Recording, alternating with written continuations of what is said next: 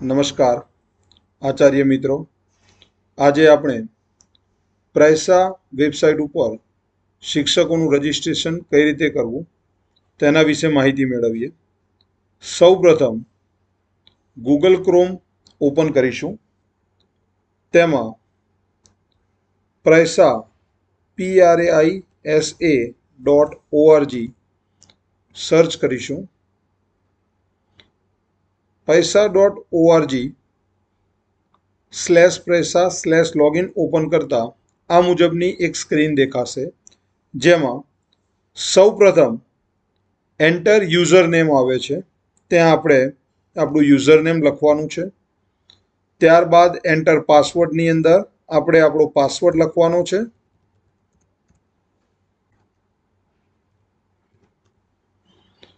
Password લખ્યા પછી sign in button ઉપર ક્લિક કરતા આપણે પ્રેસા વેબસાઇટની અંદર સાઇન ઇન થઈશું, જ્યાં એક આ રીતની સ્ક્રીન દેખાશે, જેમાં કન્ટિન્યુ બટન ઉપર ક્લિક કરવાનું છે. કન્ટિન્યુ બટન પર ક્લિક કરતા આ રીતની એક સ્ક્રીન દેખાશે. આ સ્ક્રીનની અંદર તમારે ટૂલ્સ ઉપર ક્લિક કરવાનું છે. ટૂલ્સની અંદર એમ્પ્લોયી રજિસ્ટ્રેશન બીજા નંબરનું ઓપ્શન છે, એમ્પ્લોયી રજિસ્ટ્રેશન, એના ઉપર ક્લિક કરવાનું છે. એમ્પ્લોયી રજિસ્ટ્રેશન ઉપર ક્લિક કરતા એક વિન્ડો ઓપન થશે, જ્યાં ઉપર જમણી બાજુ પ્લસનું એક સાઇન આપેલું છે, જ્યાં એડ લખેલું આવશે. એના ઉપર ક્લિક કરતા કર્મચારીની ડિટેલ એટલે કે તમારા શિક્ષકની ડિટેલ જે નાખવાની છે તેના માટેનું એક પેજ ઓપન થશે. અહીંયા આપણે સૌથી પહેલા એમ્પ્લોયી કોડ આવે છે, જે ઓટોમેટિક જનરેટ થશે. ઓફિસ કેટેગરીમાં સિલેક્ટ ઉપર જઈશું, ત્યાં તાલુકા પંચાયત સિલેક્ટ કરવાનું છે. એમ્પ્લોયી નેમ, તેમાં સૌથી પહેલા સરનેમ, ત્યારબાદ શિક્ષકનું નામ, ત્યારબાદ તેના પિતાનું અથવા પતિનું નામ, તે પછી નેમ ઓફ ઓફિસ સિલેક્ટ કરવાનું છે. ત્યાં દસક્રોઈ તાલુકા પંચાયત સિલેક્ટ કરવાનું રહેશે. ત્યારબાદ બ્રાન્ચની અંદર એજ્યુકેશન પે સેલ, તમારા પે સેન્ટરને જે નંબર આપવામાં આવ્યો છે તે બ્રાન્ચ આવશે.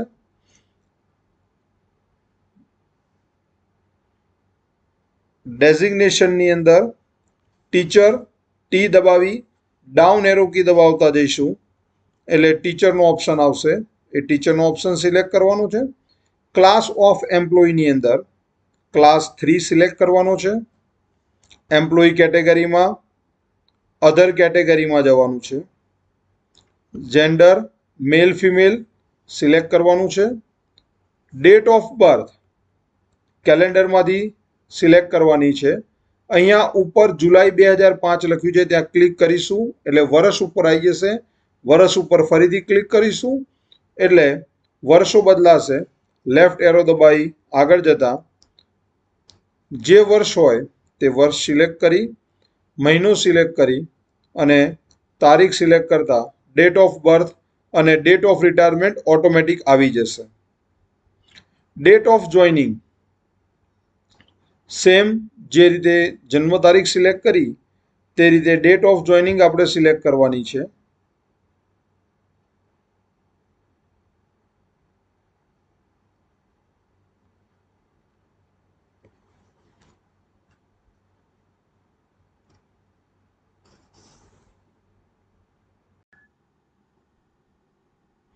ડેટ ઓફ જોઈનિંગ ટેકનિકલ કારણસર અહીંયા આવી નથી શકતી. તમે ક્લિક કરશો એટલે ડેટ ઓફ જોઈનિંગ તમે ત્યાં આગળ સિલેક્ટ કરી શકશો.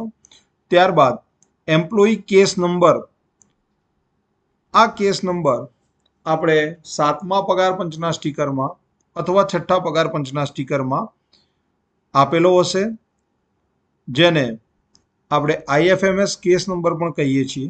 તે અહીંયા નાખવાનો રહેશે. ત્યારબાદ GPF નંબર અથવા NPS નંબર નાખવાનો થશે. NPS નંબરમાં ખાસ યાદ રાખજો કે NPS નંબર 18 અંકનો હશે, પછી લખેલો હશે. ત્યારબાદ બેંક ડિટેલ જે તે કર્મચારીની સિલેક્ટ કરવાની છે. કઈ બેંકમાં સેલરી લઈએ છીએ તે, બેંકની બ્રાન્ચનું નામ, IFSC કોડ, એકાઉન્ટ નંબર, ટીચરનો mobile number, email ID, PAN number, address. ખાસ ઇન્ક્રીમેન્ટ મંથ યાદ રાખજો, જાન્યુઆરી અથવા જુલાઈ. મોસ્ટ પ્રોબેબલી બધા શિક્ષકોને જુલાઈ આવશે. જે શિક્ષકોનો પૂરો પગાર જાન્યુઆરી મહિનાથી લઈ અને જૂન મહિના સુધીમાં થયો હશે તેમને જ જાન્યુઆરી ઇન્ક્રીમેન્ટ મંથ આવશે. બાકીના દરેકે દરેકને જુલાઈ આવશે, તે ખાસ ધ્યાન રાખવું. આટલી માહિતી ફિલઅપ કર્યા બાદ નીચે જઈશું, ત્યાં સેવ બટન ઉપર ક્લિક કરવાનું છે.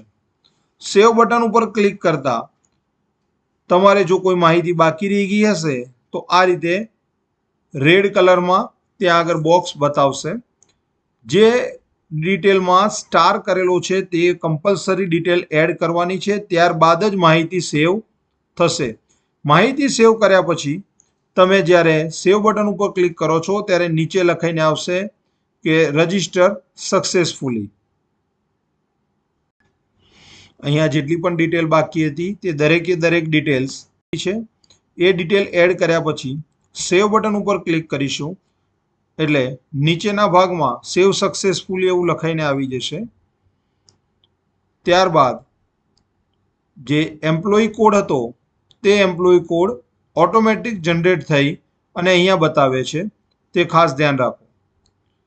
આ રીતે દરેકે દરેક શિક્ષકનું ફરીથી હવે નવા કોઈ શિક્ષકનું રજિસ્ટ્રેશન કરવું હોય તો ફરીથી ટૂલ્સ મેનુ પર ક્લિક કરવાનું, એમ્પ્લોયી રજિસ્ટ્રેશન, અને એમ્પ્લોયી રજિસ્ટ્રેશનમાં ગયા પછી પ્લસ બટન ઉપર ક્લિક કરવું.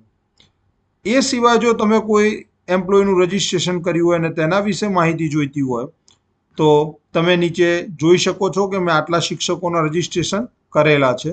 તે પ્રમાણે તમે જેનું રજિસ્ટ્રેશન કરતા જશો તે નીચે બતાવતા જશે. Thank you.